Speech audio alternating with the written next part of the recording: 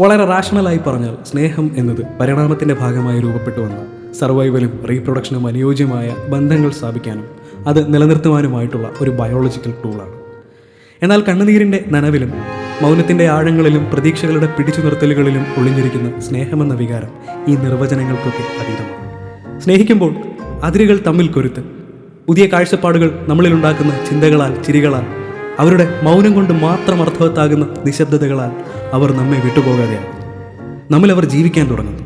സ്നേഹം നമ്മെ ആഴമുള്ളവരാക്കി തീർക്കുന്നു. എന്നാൽ ബന്ധങ്ങൾ അവസാനിക്കാറുണ്ട്.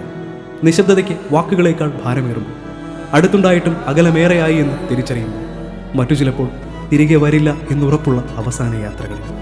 പക്ഷേ അവസാനിക്കുന്നത് ബന്ധങ്ങൾ മാത്രമാണ്. സ്നേഹം അപ്പോഴും ശാന്തമായി തന്നെ ഒഴുകുകയാവും. അവർ നമ്മിൽ അവശേഷിപ്പിച്ച അടയാളങ്ങളെ, ചില പാട്ടുകളിൽ കൊരുത്തിട്ട ഓർമ്മകളെ, അവരുടെ ഗന്ധത്തെ മറവിക്ക് വിട്ടുകൊടുക്കാതെ നാം ചേർത്ത് നിർത്തുക തന്നെ ചെയ്യും. എങ്ങനെയാണിത് എക്സ്പ്ലെയിൻ ചെയ്യുക അറിയില്ല. എന്നാൽ ഉറപ്പുള്ള ഒരു കാര്യമുണ്ട്. ആർത്തലച്ച കാലത്തിൻ്റെ മഹാസാഗരത്തിൽ നിങ്ങൾ ഒഴുക്കിനെതിരെ നീന്തിയിട്ടും മുറിപ്പെട്ടിട്ടും വേദന സഹിച്ചും സ്വതന്ത്രമായി ഈ ലോകത്ത് സ്നേഹം തിരഞ്ഞെടുത്തുവെങ്കിൽ, നഷ്ടമായിട്ടും നിശബ്ദമായി വിട പറഞ്ഞുവെങ്കിൽ, നിങ്ങൾക്ക് തീർച്ചയായും നിങ്ങളെ ഓർത്ത് അഭിമാനിക്കാം. കാരണം സ്നേഹമെന്നത് ഏറ്റവും മനോഹരമായ മാനുഷിക മൂല്യമാണ്.